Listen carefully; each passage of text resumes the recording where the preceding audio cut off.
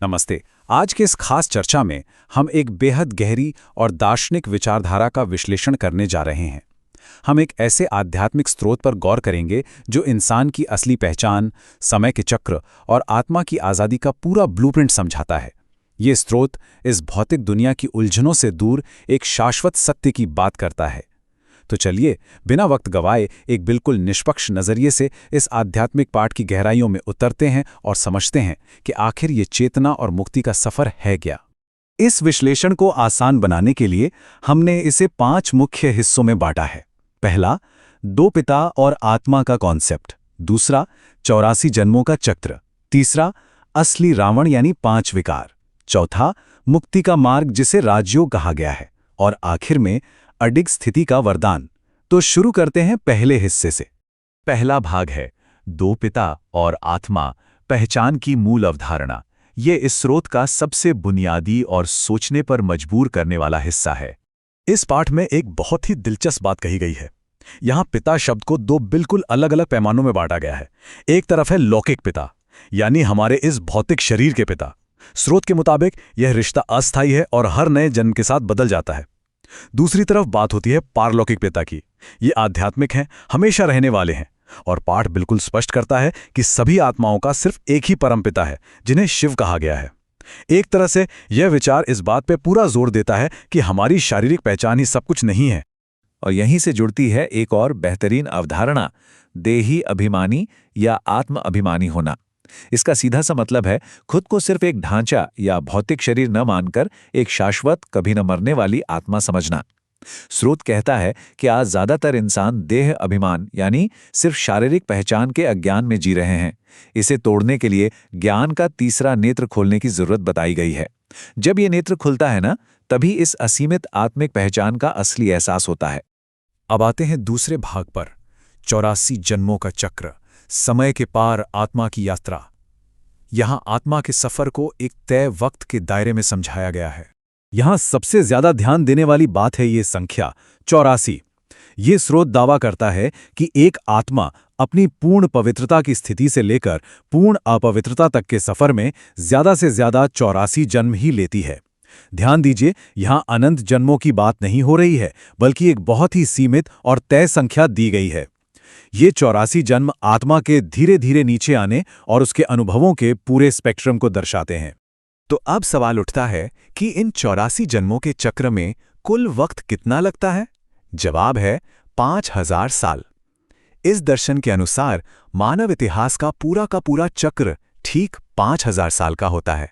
और सबसे हैरान करने वाली बात यह है कि हर 5000 साल बाद ये पूरा नाटक बिल्कुल वैसे ही हूबहू दोहराया जाता है। यानी ये कोई सीधी आगे बढ़ने वाली टाइमलाइन नहीं है, बल्कि एक गोल चक्र है जो बस घूमता रहता है।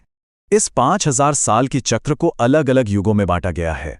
अगर हम बिल्कुल पहले और आखिरी युग की तुलना करें तो शुरुआत होती है स्वर्ण युग यानी सतयुग से। इसे रामराज्य भी कहा गया है। स्रोत कहता है कि यह 100% पवित्रता का समय है, बिल्कुल शांति, सिर्फ एक धर्म और लक्ष्मी नारायण जैसे देवी देवताओं का शासन। लेकिन इसके बिल्कुल उलट चक्र का आखिरी हिस्सा है लौह युग यानी कलयुग। इसे रावण राज्य का नाम दिया गया है। ये अपवित्रता, दुख, आपसी टकराव और हिंसा का दौर है। एक तरह से ये चक्र की सबसे निचली स्थिति है। तीसरा भाग है असली रावण, 5 विकार, भीतरी शत्रु का विश्लेषण। आखिर कलयुग को रावण राज्य क्यों कहा गया है, चलिए समझते हैं। 10 सिर वाले रावण की कहानियां तो सबने सुनी है ना? पर सच कहूं तो इस पाठ में सबसे रोचक ट्विस्ट यही है। यहां रावण को कोई बाहरी इंसान या ऐतिहासिक पात्र नहीं माना गया। उसके 10 सिर दरअसल इंसान के भीतर छुपे 5 मूल विकारों का प्रतीक हैं: काम, क्रोध, लोभ, मोह और अहंकार। 5 विकार पुरुषों में और 5 महिलाओं में मिलकर बन गए 10 सिर। ये कॉन्सेप्ट ध्यान को बाहरी दुश्मनों से हटाकर पूरी तरह से अपने भीतर झांकने पर मजबूर करता है। और इस स्रोत में लिखी एक बात बहुत गहरी चोट करती है कि 5 विकारों वाला ये रावण ही सबसे बड़ा दुश्मन है जिसका पुतला बना के जलाया जाता है। इन शब्दों के मुताबिक इस दुनिया के नरक बनने या दुखों का कारण बाहर की कोई आफत नहीं है, बल्कि हमारे अंदर बैठे ये विकार ही हैं। हर साल पुतला जलाना एक रस्म बन गया है, पर असली दुश्मन को तो अंदर से खत्म करना बाकी है। अब आते हैं चौथे भाग पर, मुक्ति का मार्ग, राजयोग, शुद्धिकरण की विधि। बीमारी पता चल गई है तो अब इलाज की बात करते हैं। राजयोग का ये तरीका किसी जंगल में जाकर संन्यास लेने के लिए नहीं कहता, बल्कि अपने घर परिवार और जिम्मेदारियों को निभाते हुए इसे किया जा सकता है। इसके 3 सीधे कदम बताए गए हैं। पहला, वही जो हमने पहले समझा, खुद को एक शाश्वत आत्मा समझना। दूसरा, सिर्फ एक परम पिता पर ध्यान लगाना, जिन्हें यहां अलिफ का नाम भी दिया गया है। और तीसरा, और शायद सबसे मुश्किल कदम, उन 5 विकारों का हमेशा के लिए दान कर देना, उन्हें पूरी तरह त्याग देना। ये अपने चरित्र को पूरी तरह से बदलने की एक बहुत बड़ी कोशिश है। तो इस पूरे राजयोग और शुद्धिकरण का असर क्या होता है, वो इस संख्या 21 में छिपा है। स्रोत का दावा है कि जो आत्माएं एक पिता को याद करती हैं और इस प्रोसेस से गुजरती हैं, उन्हें आने वाले नए चक्र में सुख और शांति का एक ईश्वरीय अधिकार मिलता है। और ये कोई छोटी मोटी बात नहीं है, ये विरासत पूरे 21 जन्मों तक चलती है।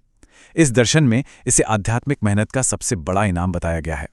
आखिर में पहुंचते हैं 5वें भाग पर, अडिग स्थिति का वरदान, जीवन के नाटक में स्थिर रहना। यह इस पाठ का एक बहुत ही खूबसूरत दार्शनिक निष्कर्ष है। अक्सर जब हम ताज या तिलक सुनते हैं तो जहन में हीरे जवाहरात और सोने आते हैं, लेकिन यहां इनका मतलब एकदम अलग है।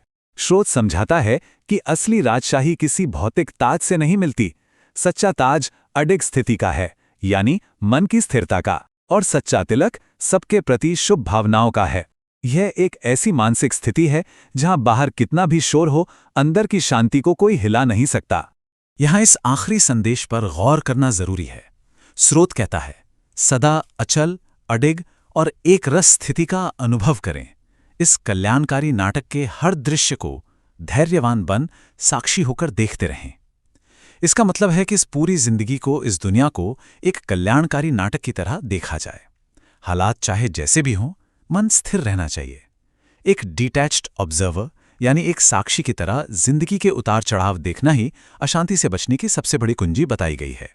तो इस पूरी चर्चा को एक सवाल के साथ विराम देते हैं। अगर सच में इस पूरी दुनिया और जिंदगी के हर उतार चढ़ाव को एक बेहतरीन डिजाइन किया हुआ फायदेमंद नाटक मान लिया जाए, जहां हर सीन में कुछ न कुछ कल्याण छिपा है, तो रोजमर्रा की परेशानियों और तनाव को देखने का हमारा नजरिया कितना बदल जाएगा। ये सिर्फ एक दार्शनिक सवाल नहीं है, बल्कि इस तेज रफ्तार जिंदगी में शांति ढूंढने का एक जबरदस्त तरीका हो सकता है। इस विचार पर थोड़ा वक्त निकालकर सोच विचार जरूर किया जाना चाहिए।